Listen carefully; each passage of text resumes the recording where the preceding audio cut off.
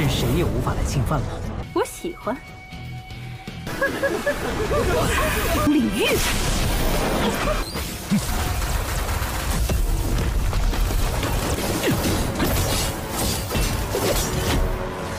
燕儿。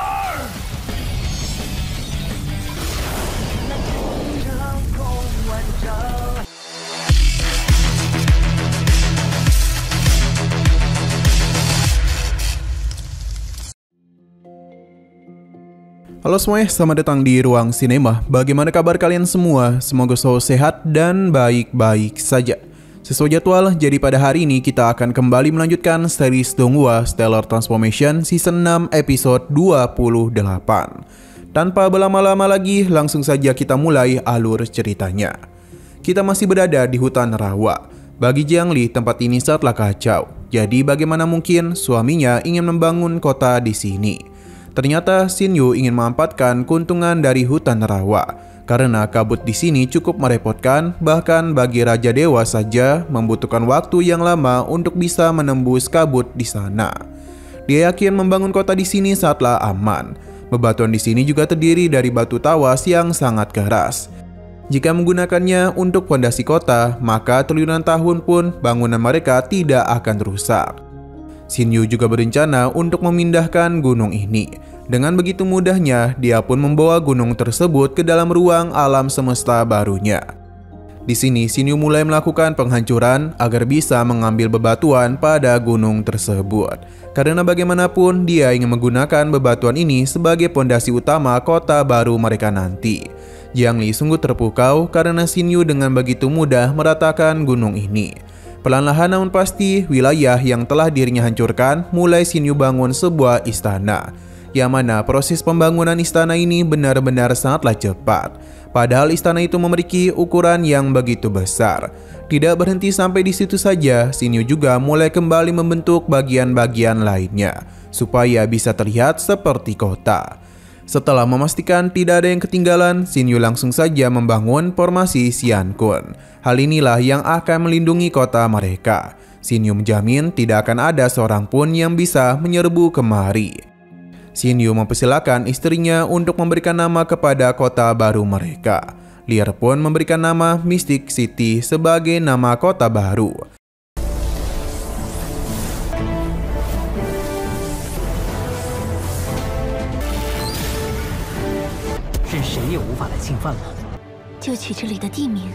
Setelah semua itu, Xin Yu pun membawa seluruh rekannya untuk memasuki kota Mystic City. Kota ini sangatlah luas dan istana Xin Yu bisa dilihat dari kejauhan.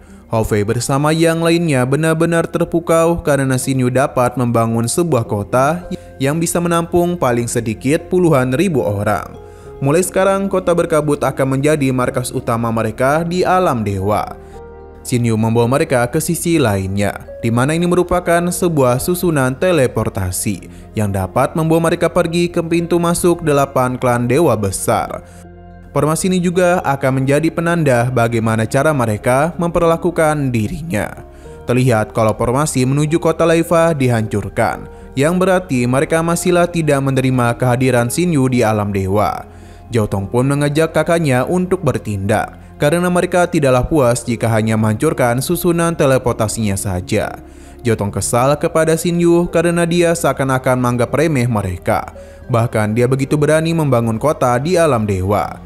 Zhao menanyakan rencana adiknya, di mana Zhao Tong itu ingin menghancurkan kota berkabut dan menghabisi Xin Yu. Jikapun mereka gagal, maka ayah mereka pasti akan bertindak. Zhao Yinglian juga tertarik, jadi mereka pun akan segera bergerak untuk menghabisi Xin Yu sebelum Gunung Tianjun terbuka. Xin berpindah ke kota mistik di mana kediaman pun terganggu.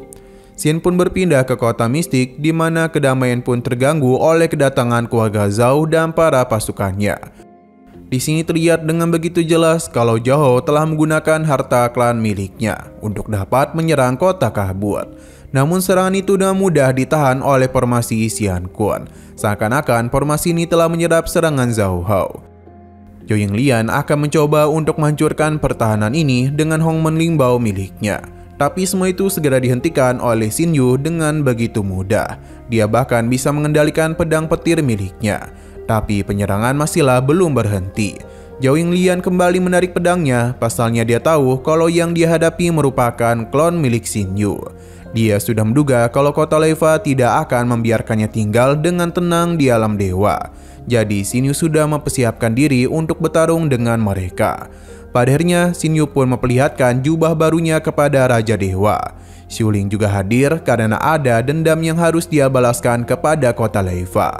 Tanpa banyak basa-basi lagi, Xiuling pun mengeluarkan Hongmen Limbao miliknya.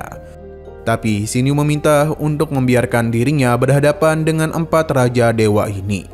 Karena bagaimanapun dia ingin menguji seberapa kuat dirinya setelah mencapai tingkat Raja Dewa. Zhao Xiuling tidaklah mempermasalahkan hal itu, namun dia ingin pasukan keluarga Zhao menjadi koleksi barunya. Serangan langsung saja dia lancarkan, di mana jiwa-jiwa mereka dapat dengan mudah diambil oleh Xiuling. Tidak ada satupun dari mereka yang dapat pergi melarikan diri, karena dengan kekuatan jahat ini seakan-akan mereka hanya bisa pasrah saja.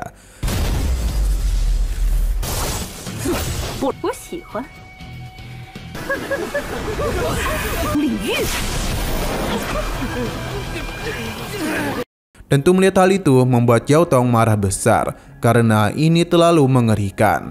Tapi dia tidak dapat berbuat apa-apa sebab mereka semua seketika saja dibawa berpindah ke hutan bambu. Tentu ini merupakan ulah dari Yifeng. Seberapa keras pun mereka mencoba untuk keluar dari hutan bambu, semua itu sia-sia saja. Karena bagaimanapun ini merupakan Hongmen Limbao milik Yifeng. Kini keempat Raja Dewa telah terkurung dalam Wanling Jiangsan. Dia meminta Xin Yu untuk menghadapi mereka semua. Ia dengan klonnya pun mulai melakukan pergerakan. Di sisi lain, Zhao Tong begitu kesal karena mengapa dia tidak dapat keluar dari tempat ini. Hal yang sama juga dirasakan oleh Zhao Hao dan yang lainnya. Dia pun meminta untuk tidak berbuat apa-apa karena hal itu hanya akan menguras tenaga mereka saja. Zhao Hao akan menghancurkan hal ini dengan harta klan milik mereka. Sedangkan Zhao Yinglian merasakan kehadiran dari Xin Yu. Ia pun langsung saja melancarkan serangan. Namun keberadaan Xin Yu ternyata berada di belakangnya. Ia mengakui kalau Zhao Yinglian merupakan sosok yang hebat dalam teknik pedang. Jadi pada hari ini dirinya akan belajar darinya. Pertarungan langsung saja terjadi. Bola petir yang dia lemparkan dengan mudah Xin Yu hindari. Bahkan tombaknya dapat dengan mudah menghancurkan serangan tersebut. Tapi Yinglian ini memiliki beberapa trik yang cukup berbahaya. Jadi Xin Yu harus tetap fokus ke dalam pertarungan. Andai saja dirinya lengah, maka hal itu hanya akan membuat dirinya dalam bahaya saja. Sedangkan di sisi lain, Zhao Tong dibuat terkejut dengan klon milik Xin Yu. Karena serangan yang dia lancarkan tidak dapat dirinya hindari. Zhao Tong pun semakin kesal saja kepadanya.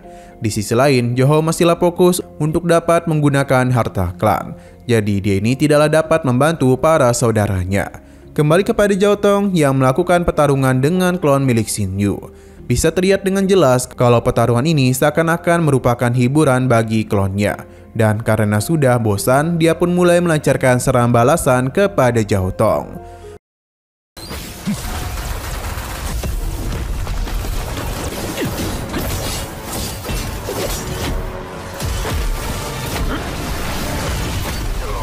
Kembali kepada Xin Yu yang asli. Dia ingin melihat seberapa besar kekuatan yang Zhao Yinglian miliki.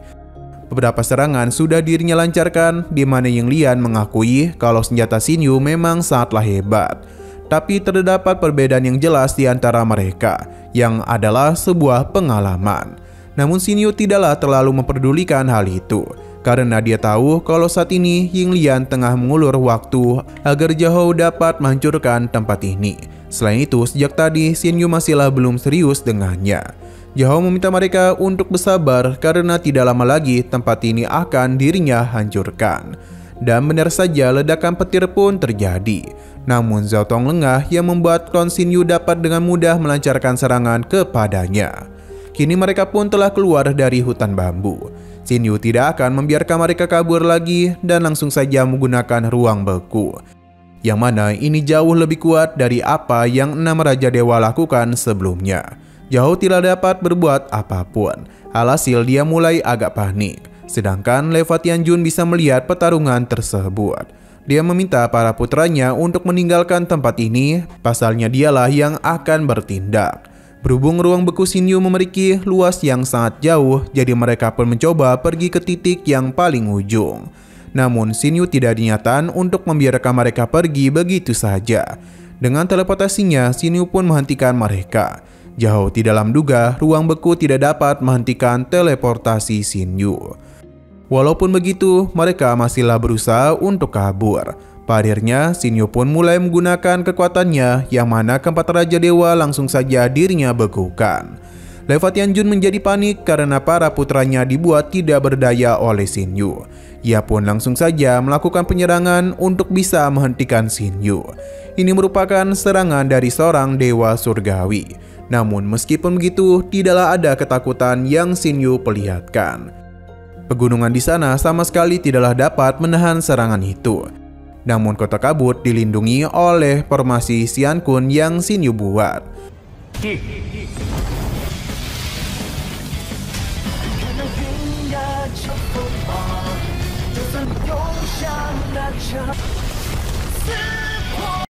Dia pun mengakui kalau serangan Leva Tianjun memang sangatlah mengerikan. Tapi itu tidak akan cukup untuk menghancurkan ruang beku miliknya. Jadi Xinyu akan memperlihatkan apa yang ditakuti oleh Leva Tianjun, di mana kematian akan dirinya berikan kepada keturunan Leva Tianjun. Jiaotong menjadi korban pertama yang Xinyu habisi. Mulai sekarang Xinyu akan membuat kota Leva tidak memiliki satupun Raja Dewa. Dengan kata lain, dia akan menghabisi mereka semua di sini. Zhao tidak dapat berbuat apa-apa selain melihat Jiaotong dihabisi tepat di hadapan dirinya. Zhao pun melaporkan hal ini kepada ayahnya. Namun mengapa dia tidak kunjung kemari? Leva Tianjun yang dipenuhi oleh amarah pun langsung saja melakukan sesuatu, di mana pedang miliknya dia keluarkan untuk bisa menghancurkan ruang beku Xinyu. Kemungkinan besar ini bukanlah Hongmen Limbao sembarangan, karena harta ini merupakan milik seorang dewa surgawi. Tapi lagi dan lagi Xinyu tidaklah menunjukkan keraguan. Dia kembali melancarkan serangan untuk menghabisi Ying Liang. Akan tetapi sebelum dirinya mati, Ying Liang sempat memberikan perlindungan kepada Zhao dan putranya, supaya mereka itu bisa selamat karena dia akan meledakkan jiwanya sendiri. Hal ini dirinya lakukan untuk menghancurkan ruang beku dari dalam. Rencananya pun berhasil dan telah membebaskan mereka. Namun kematian Ying Liang kembali membuat Leva Tianjun benar-benar sangatlah murka, karena Xinyu telah berani menghabisi kedua putranya. Dia berjanji Xinyu akan membalas semua ini dengan kematiannya. Bahkan tidak akan ada peluang untuk Xinyu hidup. Serangan mematikan pun langsung saja Leva Tianjun lancarkan dari Gunung Tianjun. Serangan ini sangatlah berbahaya, bahkan Zhao pergi dari tempat itu secepat mungkin. Sedangkan Xinyu langsung saja membentuk beberapa formasi untuk dapat menahan serangan di sana. Hanya saja serangan ini terlalu kuat. Xinyu sepertinya sudah menduga hal itu. Jadi dia ini sudah menyiapkan begitu banyak formasi lainnya untuk bisa membantu dirinya menahan serangan tersebut.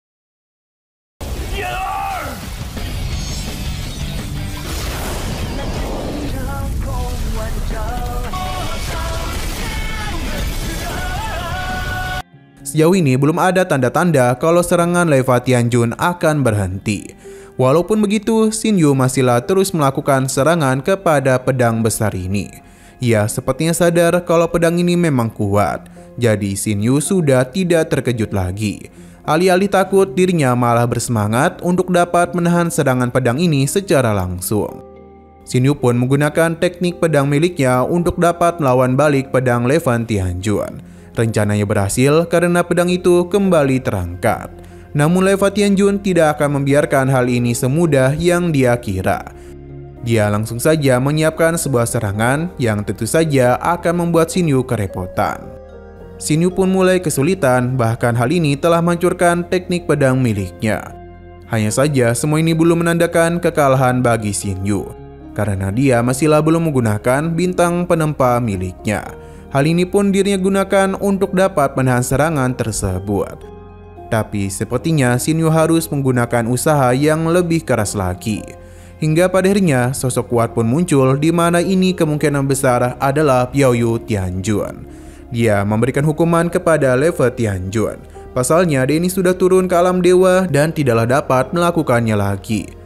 Berdasarkan aturan yang sudah mereka tetapkan, maka Leva Tianjun telah melanggar hal itu.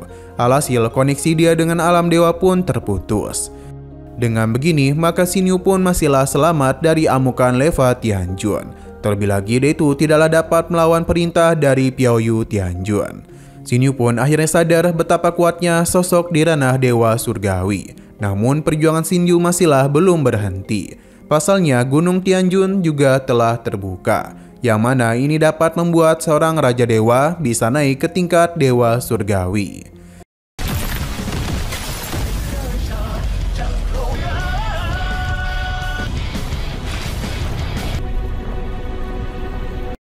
Nah, sayang sekali lagi seru-serunya, episodenya pun harus bersambung dulu. Oke, sekian dulu pada video kali ini. Untuk video selanjutnya akan segera hadir. Jadi bagi kalian yang ingin mengikuti series ini, langsung saja klik subscribe dan aktifkan loncengnya. Terima kasih yang sudah menonton video sampai habis. Jika kalian suka pada video ini, klik like dan share ke teman-teman kalian tentang channel ini. Dan ditunggu aja kelanjutannya. Oke, sampai jumpa di video selanjutnya.